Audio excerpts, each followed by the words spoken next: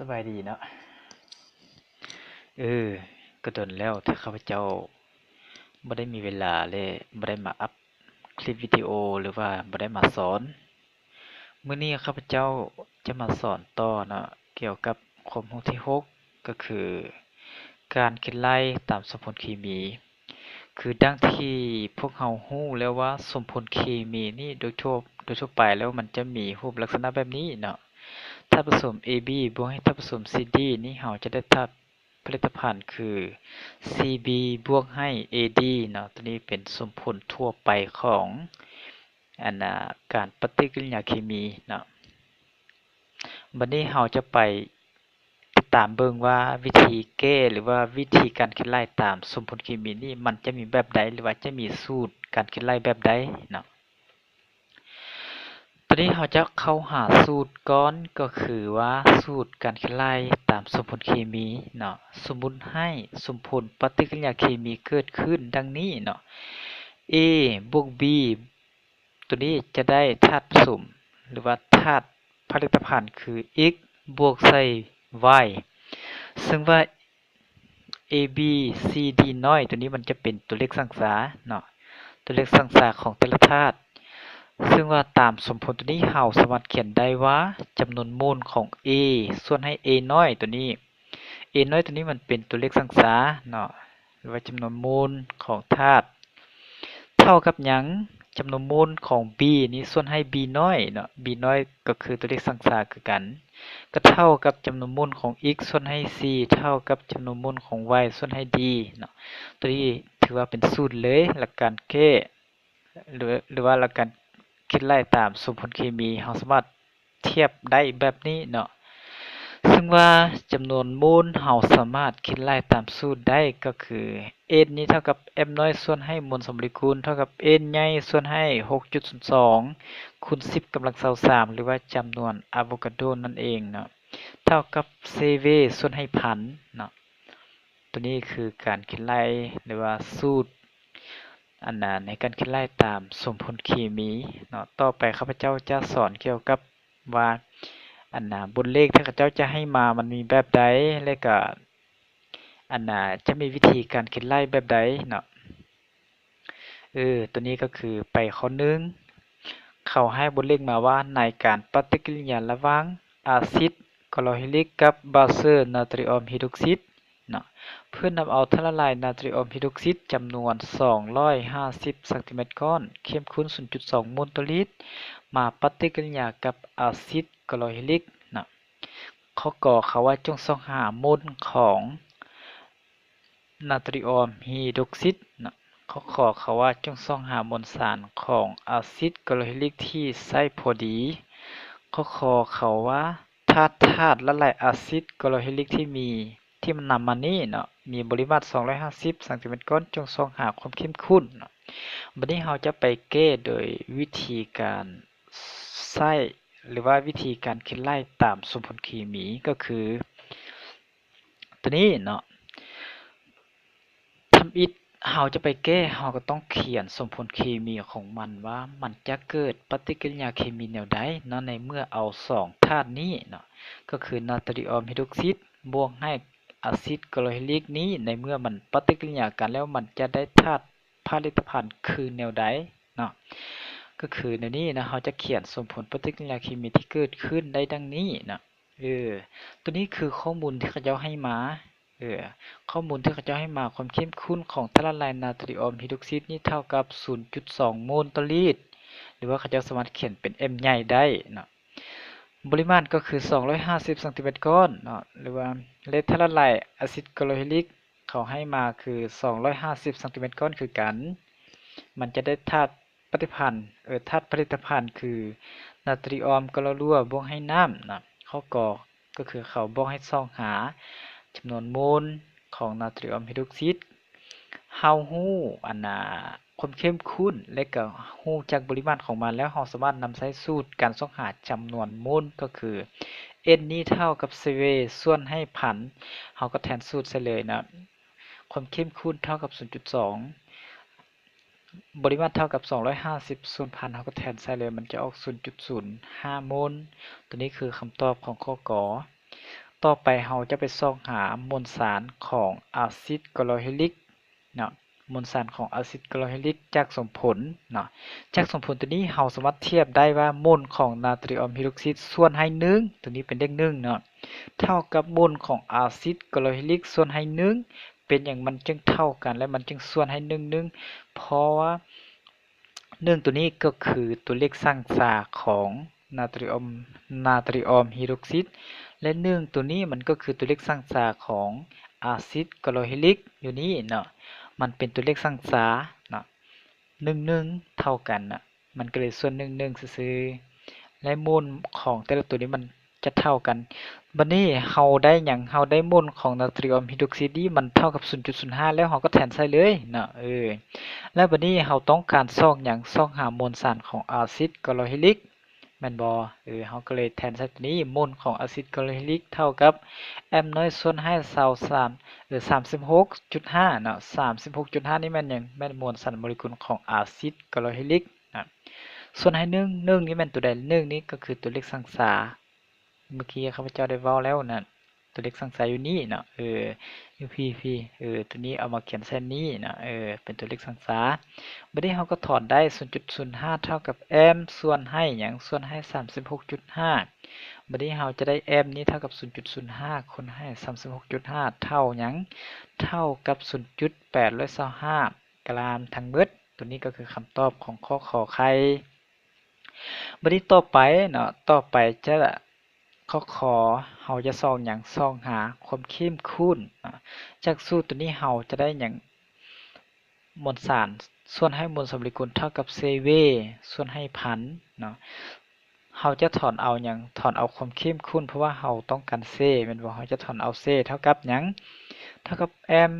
น้อยคูณให้พันส่วนให้มวลสมโมเลกุลตัวนี้น่ะมวลสมโมเลกุลคูณให้ปริมาตรก็คือ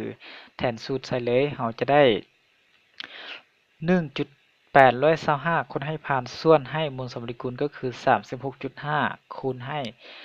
250 ตัวนี้ปริมาตรของท่าละลายอะซิดคลอโรไฮดริกเนาะ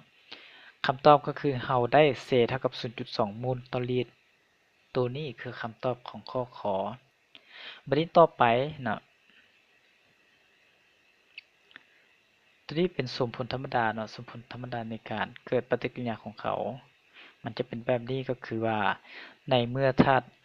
อะซิดคลอโรไฮดริกมันเป็นธาตุละลายมันบอกมันเกิดปฏิกิริยากับนาตรีออมไฮดรอกไซด์เป็นสีฟ้าแบบนี้เนาะธาตุละลายอะซิดคลอโรไฮดริกมันจะเป็นสีชมพูแบบนี้เนาะมันในเมื่อมันเกิดปฏิกิริยามันจะได้ธาตุละลายเกลือแบบนี้เนาะมันได้ธาตุละลายเกลือแบบนี้ซึ่งมันจะมีสีตั้งเนาะบัดนี้เราจะต่อไปข้อที่2ข้อที่2นี้เขาให้มาว่าในการเผาไหม้ถ่านหินที่ประกอบมีแคลเซียมคาร์บอนัตจะได้ส่งผลเคมีดังนี้เนาะส่งผลเคมีที่เขาจะให้มาว่าการเผาไหม้ของถ่านหินมันจะเกิดดังนี้เนาะข้อกอเขาว่าถ้าได้ก๊าซ CO2 หรือว่าก๊าซคาร์บอนิกเกิดขึ้น 1.12 เดซิเมตรก้อนหรือว่า 1.12 ลิตรก็ได้เนาะจงสหามวลสารของถ่านหินนั่นข้อขอที่เขาเจ้าบอกว่าจงสหามวลสารของแคลเซียมออกไซด์ที่เกิดขึ้นว่ามีเท่าใดเขาว่า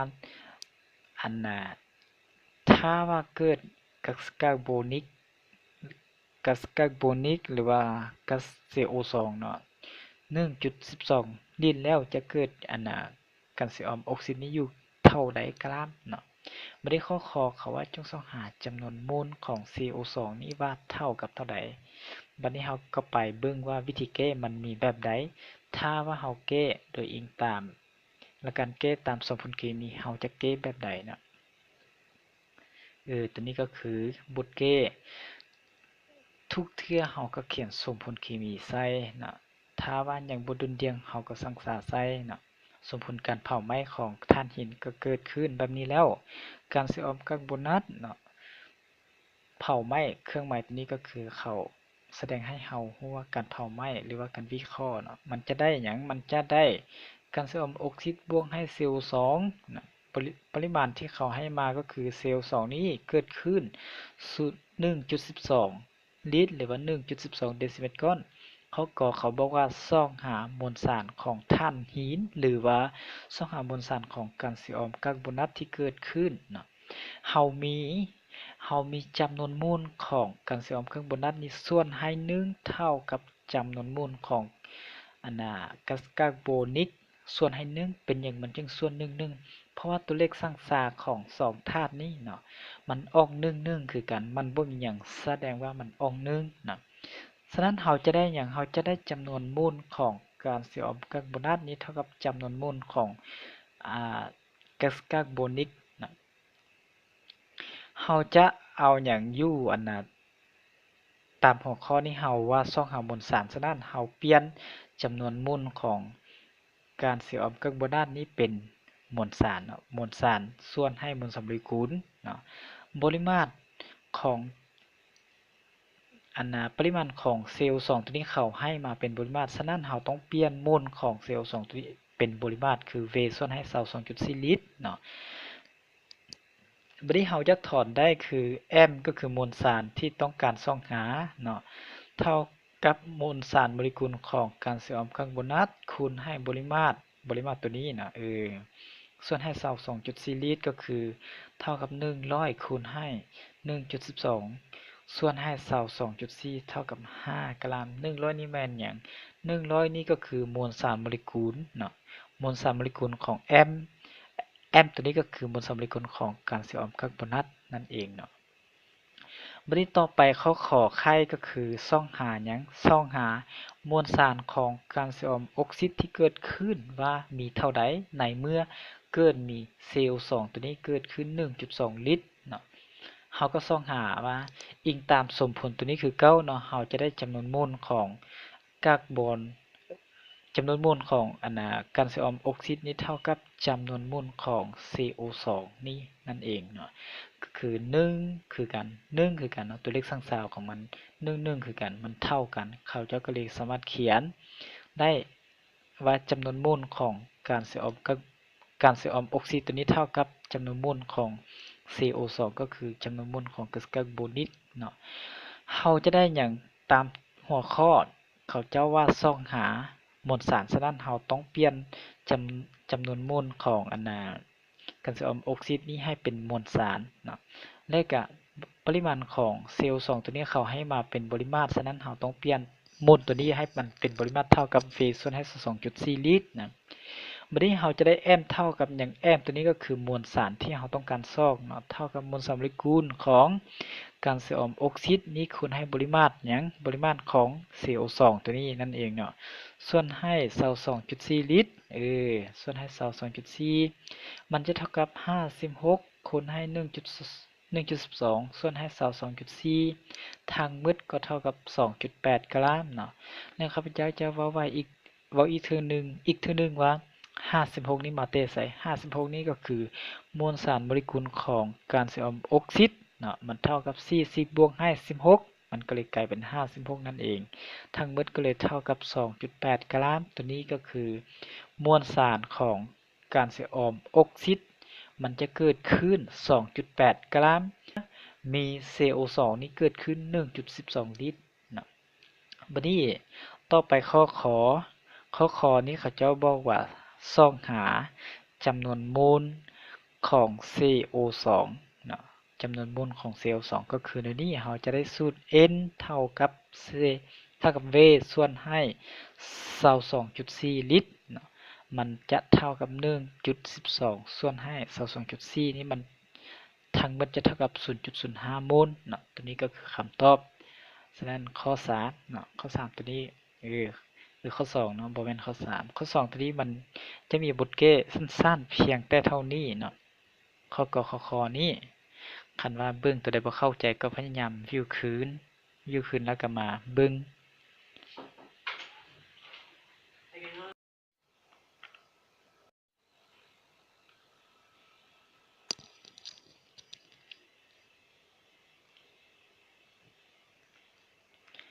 ตัวนี้น่ะตัวนี้ก็คือถ่านหินนะถ่านหินแคลเซียมคาร์บอเนตมันก็เป็นหินนี่แหละในเมื่อเขาเจ้าเอามาหลอมนะมันจะได้ฝุ่นแบบนี้ ก็เป็นพวกที่เขาเจ้าเอาไปเฮ็ดซอกข้าวนี่แหละซอกข้าวที่เขาเจ้าขีดเขียนอยู่ตามโรงเรียนต่างๆบ่เขาเจ้าใช้ในการเขียนมาสอนนั่นแหละเนาะบัดนี้จะไปข้อที่3ข้อที่3เขาว่าสมผลเคมีมันข้อที่3เขาว่าสมผลเคมีนาตรีออมบวกให้อาซิดซัลฟูริกนี้มันจะเท่ากับนาตรีออมซัลฟาตบวกให้ไอฮิโดรเซนเนาะหัวมีไอฮิโดรเซนตัวนี้เกิดขึ้น 5.6 ลิตรในเงื่อนไขมาตรฐาน STP ข้อกอเขาว่าจงส่องหาบ่แม่นเนาะจงสร้างสารสมผลเคมีให้ถูกต้องข้อขอเขาว่าจงส่องหาจำนวนโมลของธาตุไอฮิโดรเซนข้อขอเขาว่าจงส่องหาจำนวนโมลของนาตรีออมข้องอนี่เขาว่าจงส่องหาจำนวนโมลของอาซิดซัลฟูริกข้อจอนี่เขาว่าจงส่องหาธาตุละลายเนาะธาตุละลายอาซิดซัลฟูริกนี่เข้มข้น 0.5 โมลต่อลิตรจงส่องหาปริมาตรของธาตุละลายดังกล่าวเนาะบัดนี้เราก็ไปเบิ่งว่าสิแก้จังได๋ก่อนอื่นที่เราจะไปแก้หั่นเราก็ต้องเข้าใจเกี่ยวกับคำถามก่อนเนาะว่าเงื่อนไขที่เขาเจ้าให้มามีอันใดแล้วก็ตัวที่เขาเจ้าต้องการซอกหาหั่นมีอันใดเราจึงไปแก้เราจึงแก้ได้จึงเข้าใจวิธีซอกวิธีแก้เนาะตัวนี้ก็คือแบบนี้เนาะมันรูปตัวนี้ข้าพเจ้าจะโชว์ให้นิดนึงเกี่ยวกับว่าตัวนี้อะซิดซัลฟูริกที่เขาเจ้าให้มาเป็นลักษณะแบบนี้มันมีลักษณะแบบนี้เนาะมันเป็นธาตุละลายเนาะแบบนี้แล้วก็นาตรีออมนี่นะมันจะเป็นก้อนแบบนี้เนาะตอนที่เขาเจ้ามามันจะเป็นก้อนแบบนี้ตัวนี้ก็คือรูปการทดลองรูปการทดลองในห้องทดลองนั่นแหละบัดนี้ตัวนี้ก็คือการแก้เนาะการแก้ก็คือเขาบอกให้เขียนสมผลแม่นบ่สร้างสารสมผลให้ถูกต้องเนาะเฮาก็สร้างสารสมผลใส่ก็เติม2ใส่นาตรีออมนี่แหละมันก็ดุลเดียงแล้วบัดนี้ไปข้อขอไข่เนาะเขาก็บอกว่าส่องหาจำนวนโมลของไฮโดรเจนนี่เนาะเราก็ได้หยังเราจะได้สูตรเลยแหละจำนวนโมลเท่ากับ V ส่วนให้สอบ 2.4 เพราะว่ามันเป็นธาตุไอเนาะก็เลยใส่สูตรตัวนี้ V เท่ากับสอบ 2.4 N เนาะขอโทษหลาย N เท่ากับ V ส่วนให้สอบ 2.4 เราก็แทนค่าใส่เลยเท่ากับ 5.6 5.6 นี่เอามาได้ใส่เขาเจ้าให้มาอยู่แล้วเนาะเราไม่ได้แทนใส่ 5.6 ส่วนให้สอบ 2.4 นี่เท่ากับ 0.25 โมลเนาะตัวนี้เป็นจำนวนโมลของไฮโดรเจนบัดนี้ไปข้อเขาว่าส่องหาจำนวนโมลของนาตรีออมไฮดรอกไซด์ขอโทษหลายส่องหาจำนวนโมลของนาตรีออมเนาะจากสมผลเฮาได้ก็คือจากสมผลตัวนี้เนาะเฮาได้ก็คือจำนวนโมลของนาตรีออมตัวนี้ส่วนให้ตัวเลขสร้างสาก็คือเลข2เนาะส่วนให้ตัวเลขสร้างสาของมันจะเท่ากับจำนวนโมลของไฮโดรเจนนี่ส่วนให้ตัวเลขสร้างสาของมันก็คือ1เนาะแล้วบัดนี้เราจะถอนได้จำนวนโมลของนาตรีออมตัวนี้เท่ากับ2ตัวนี้คูณใส่จำนวนโมลของไฮโดรเจนเท่ากับหยังเท่ากับ2คูณให้ 0.25 0.25 มาได้ใส่ก็คือจำนวนโมลของไฮโดรเจนที่เราซอกได้เนาะสรุปก็คือจำนวนโมลของนาตรีออมนี้เท่ากับ 0.50 หรือว่า 0.5 โมลนะก็คือคำตอบข้อขอบัดนี้ไปข้องอเขาว่าส่องหาจำนวนโมลของอาซิดซัลฟูริกนะจากสมผลเฮาจะมีว่าจำนวนโมลของอาซิดซัลฟูริกตัวนี้มันจะเท่ากับจำนวนโมลหรือว่า N ของไฮโดรเจนตัวนี้เพราะอย่างเพราะว่าตัวเลขสร้างสาของมันนะ11แม่นบ่11เนาะ11คือกันมันก็เลยเท่ากันเขาว่านะดังนั้นเราจะได้ N ของอาซิดซัลฟูริกตัวนี้เท่ากับ 0.25 โมลเนาะตัวนี้คือจำนวนโมลของอาซิดซัลฟูริกมันเท่ากับจำนวนโมลของไฮโดรเจนเลยมันก็เลยเท่า 0.25 โมลคือกันบัดนี้ข้อจอนี้เขาบอกว่าส่องหาปริมาตรมันบอกของธาตุละลายอาซิดซัลฟูริกเราต้องชื่อว่าถ้าว่าเป็นธาตุละลายนี้เราต้องส่องหาคือแบบนี้ N นี้เท่ากับ CV ส่วนพันแต่ว่าถ้าเป็นก๊าซหรือว่าธาตุไอเราจะต้องส่องหาตามตัวนี้เนาะ N เท่ากับ V ส่วนให้22.4เนาะบัดนี้ เราไปส่องหาบริมาณของธาตุละลายเนาะก็คือ n เท่ากับ cv ส่วนพันเราจะถอนเอา v เนาะเท่ากับหยังเท่ากับ n คูณให้พันส่วนให้ c เราก็แทนสูตรใส่แล้วธาตุละลายเขาให้มีจำนวนโมลเราซอกได้คือ 0.25 คูณให้พันส่วนให้อย่างส่วนให้ความเข้มข้นที่เขาเจ้าให้มาก็คือ 0.5 โมลต่อลิตรนั่นเองทั้งหมดเราจะได้ปริมาตรเท่ากับ500ซมก้อนเนาะตัวนี้ก็คือคำตอบข้อจอจอกบัดนี้เราจะไปส่องข้อที่3บัดนี้เราจะไปต่อข้อที่4เนาะข้าพเจ้าจะอธิบายหน่อยนึงเกี่ยวกับรูปร่างตัวนี้เนาะมันจะเป็นโครงสร้างของมันเนาะมันจะเป็นโครงสร้างของมันคันว่าเรียนอยู่ประมาณม.4 ม.5 ม.6 พวกนี้ก็มีเบิดแหละ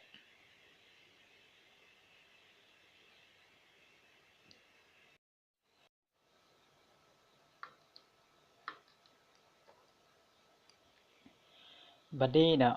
เราจะไปต่อข้อที่4เราจะไปเบิ่งว่าข้อที่4เขาเจ้าให้มาแบบใดข้อที่4นี่เขาว่าเพิ่นเอาธาตุละลายอะซิดกลอฮิลิกที่เข้มข้น 0.5 โมลต่อลิตรปริมาตร250ซมก้อนเนาะทำปฏิกิริยากับธาตุละลายกาลิออมไฮดรอกไซด์จำนวนหนึ่งที่เข้มข้น 0.2 โมลต่อลิตรข้อกอเขาบอกว่า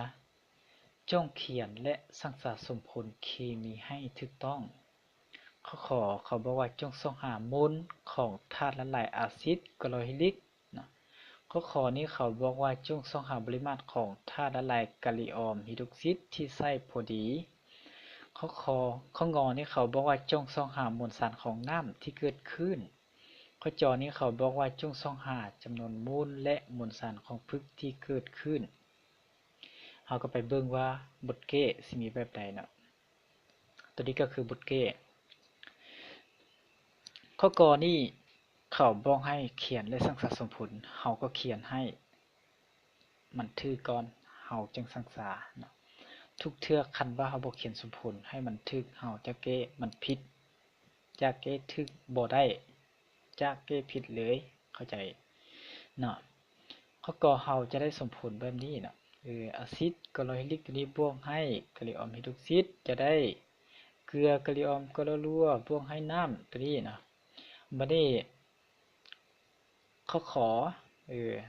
ข้อขอนี้เราจะได้หยังเขาบอกให้ส่องหาจำนวนโมลของอะซิดกลอฮิลิกเนาะข้าพเจ้าได้บอกแล้วว่าคันว่าธาตุละลายเขาให้มาเป็นความเข้มข้นปริมาตรเนาะเราก็ไปส่องหาตามสูตร n เท่ากับ cv เนาะส่วนให้พันก็คือ c คูณ b ส่วนให้พันนี่แหละเราก็แทนสูตรใส่เลยเนาะมันจะเท่ากับอย่าง 0.5 คูณให้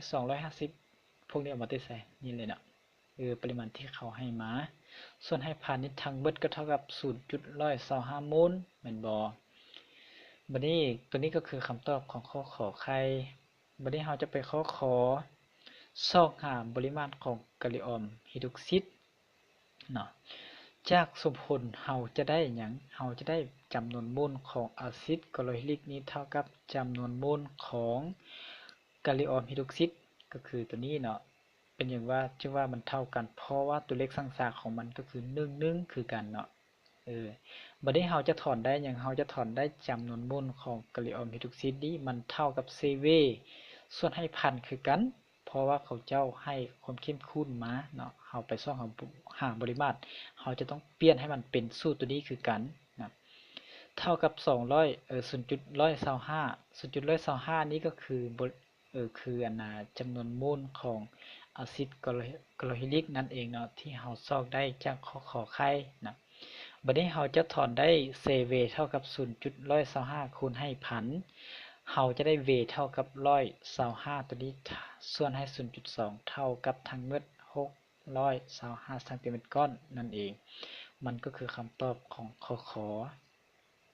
บัดนี้ไปข้องอเขาว่าส่องหามวลสารของน้ำแม่นบ่มวลสารของน้ำที่เกิดขึ้นตัวนี้นะว่ามันมีจักรานบัดนี้เฮาก็ซอกว่าจากสมผลนี้เฮาจะมีอย่างจำนวนโมลของน้ำตัวนี้นะมันเท่ากับจำนวนโมลของอะซิดกลอฮิลิกนี่คือกันเพราะอย่างเพราะมันเป็น1 โมลคือกันเนาะตัวเลขสังสารของมันเท่ากันเลย บัดนี้เราก็สามารถเทียบกันได้ในนี้ก็คือเท่ากับ